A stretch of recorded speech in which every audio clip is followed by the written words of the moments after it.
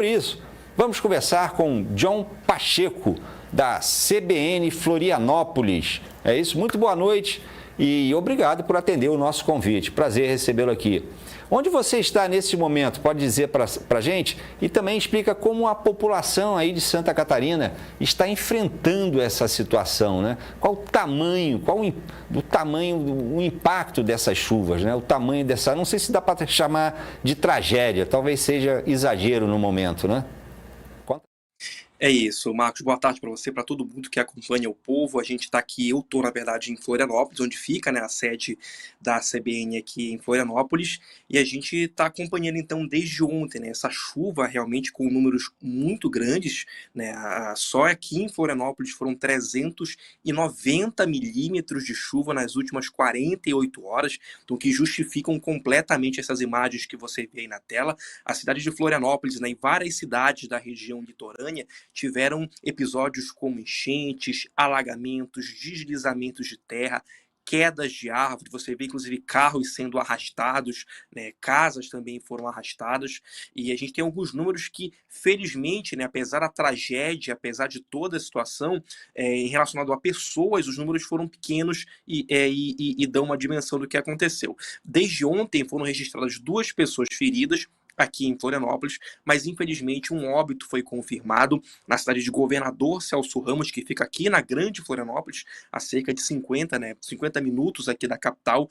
Um idoso de 74 anos, um pescador, desapareceu ontem, ele saiu de casa em meio ao temporal para tentar ver se o barco dele havia sido levado pela água num rio que fica próximo ao oceano, né? Nessa ida ele acabou sendo arrastado e o corpo foi encontrado apenas hoje, confirmado então o único óbito em decorrência dessas chuvas de números astronômicos, né? Agora há pouco acabou de chegar o balanço da Defesa Civil. Até o momento 13 cidades declararam situação de emergência, inclusive a capital, Florianópolis, Balneário Camboriú também decretou situação de emergência, e mais de 1.000 pessoas estão fora de casa, entre desabrigados e também desalojados.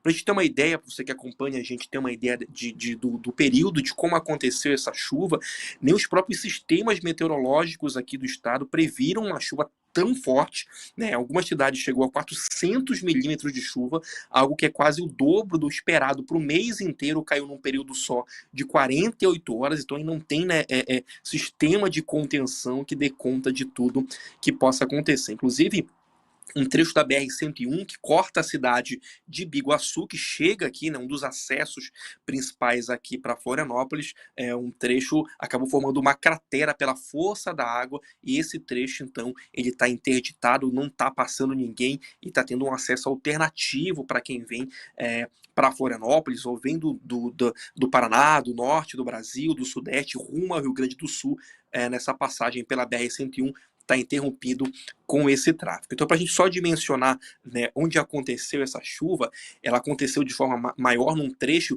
de 100 quilômetros que fica no início do litoral norte do estado, onde fica a cidade de Itajaí, Balneário Camboriú, cidades bastante populosas aqui do estado, acompanhando, né, descendo todo esse litoral até aqui a região da Grande Florianópolis. Então, são cerca aí de 15 a 20 cidades nessa faixa litorânea.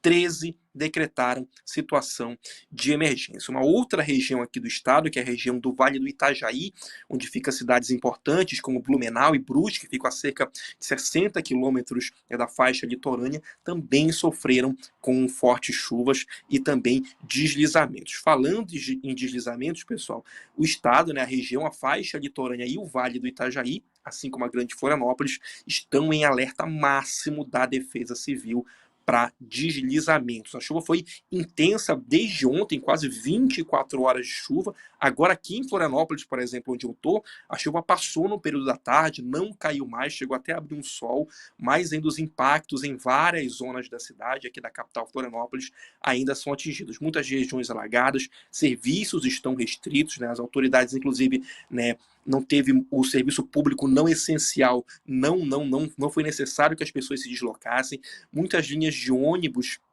que circulam em bairros que estão com maior situação de chuva estão suspensas ou foram limitadas, mas em relação à chuva, né, as precipitações nesse momento não chove forte aqui na capital de Santa Catarina e também no litoral do estado.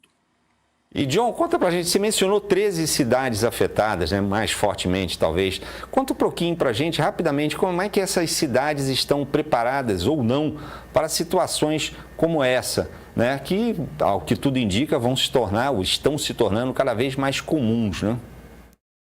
É isso, Marcos. A região litorânea de Santa Catarina, agora nessa época, a gente está num período de verão aqui na região sul do Brasil. Começa em dezembro, segue até março.